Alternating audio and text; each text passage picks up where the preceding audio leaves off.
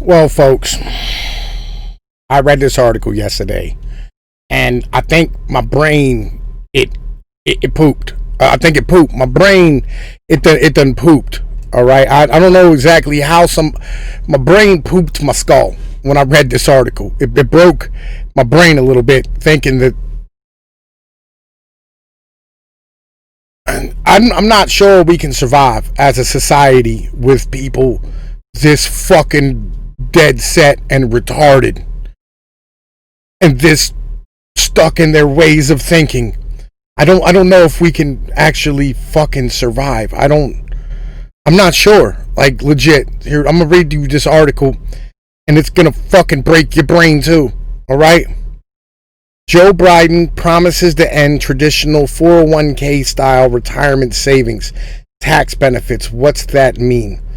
Round about a month ago, I took a closer look at Joe Biden's retirement-related policy proposals, or more specifically, those of the Unity Task Force, which had just released its final document. One of the items on that document and in the Biden campaign website is a promise to equalize the network of retirement saving tax breaks, a proposal that genuinely translates to eliminating the tax advantages currently enjoyed by retirement savings accounts and placing them with the credit or match. The idea is that the tax advantages, or tax expenditures as they're called, disproportionately accrue to relatively higher earners, and the hope of a change is to provide benefits in equal measure to all income groups. So basically, they're going to steal people who earn money to save for retirement. They're going to steal their shit and give it to poor people. That's their fucking plan. But how this translates in practice is not clear. An article at Roll Call this morning picked up on the proposal, as did Courthouse News, but neither had more detail, referencing only a 2014 Urban Institute Tax Policy Center proposal, which provided various hypothetical alternatives.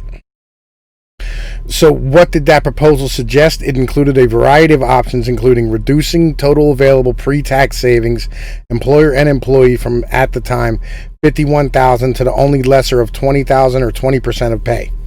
Expanding the currently relatively small savers credit equal to 50% of the first $2,000 retirement savings, only for relatively lower earners, up to $19,500 or $19,500 for singles and $39,000 for couples, and phasing out quickly to 2010 and ultimately nothing for singles with $32,000. Couples with $65,000 in income to stay at 50% for higher earners and phase out in a much more gradual manner instead.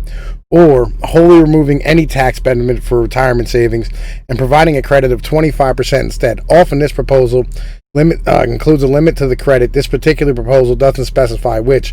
Also note that prior to the 2017 tax law, which drops tax rates. All right, my brain just pooped a little bit. All right, I don't know legit. What it is it's like the underpants gnomes in South Park, right? They're going, what are you going to do? We're going to steal underpants. And then what? We don't fucking know. Then what? Communism. Like, this is how this works.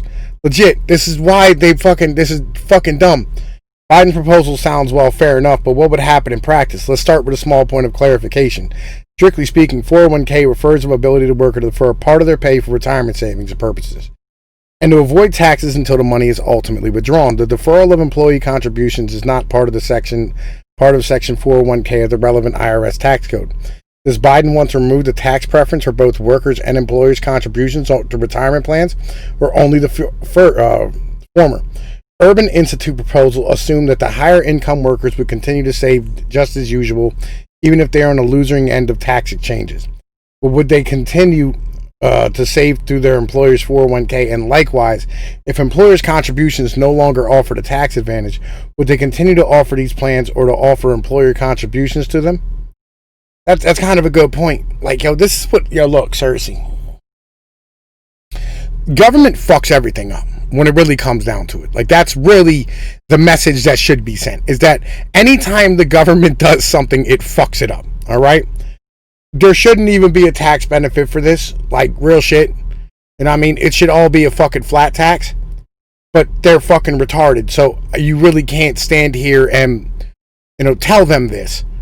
like the reason why we have like so much fucking bullshit going on in this country, like why there's such a disparity between rich and poor people, really honestly is because of the fact that rich people stand here and have things, okay, and poor people don't have things, and we continue to fucking print money.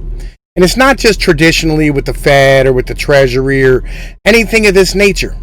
The truth is, all right, the truth is that when you guarantee loans for things like college or houses or fucking whatever, right?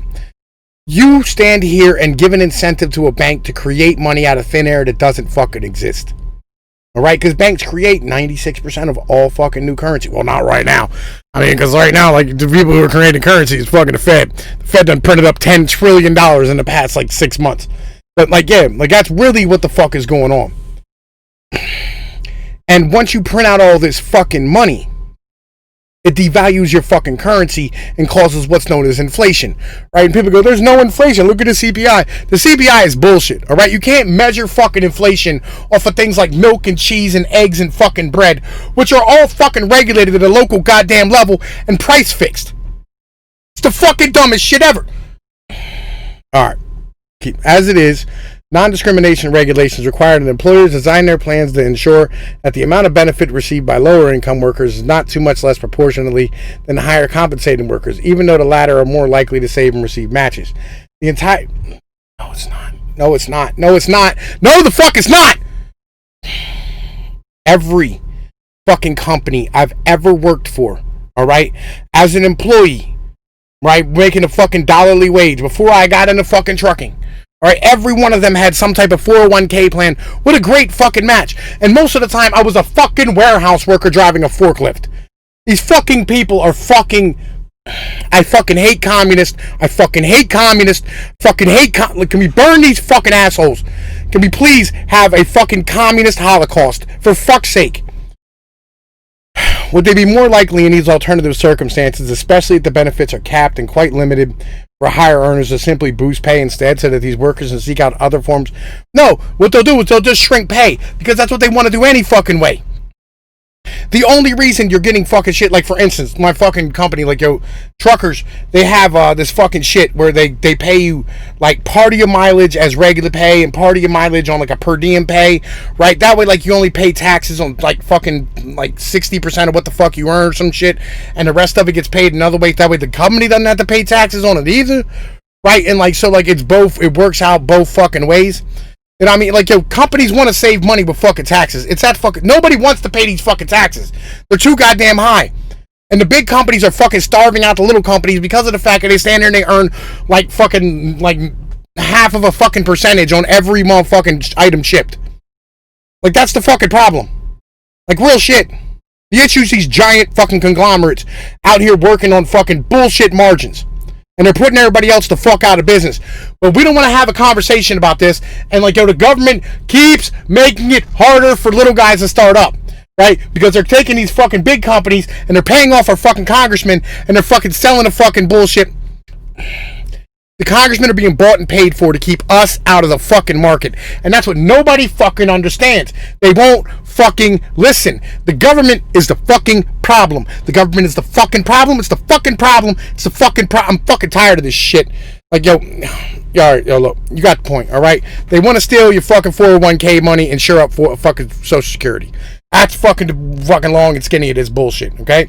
They want to stand here and fucking take your money and give it to fucking poor people. They want to steal your money, burn it, and spread the ashes over fucking Lenin's grave. I'd say fucking no thank you to these cocksuckers, but real shit, it doesn't fucking matter. You know what I mean? Like, yo, everybody wants free shit, you know what I mean? Because they've been giving free shit forever, and you let women fucking vote. That's the goddamn problem. Like, yo, fucking, once these boomers die, maybe we can figure this shit the fuck out. But in the meantime, you know the fucking deal, home. Tom Pease with Pnoid News. Fucking like, share, and subscribe. Peace.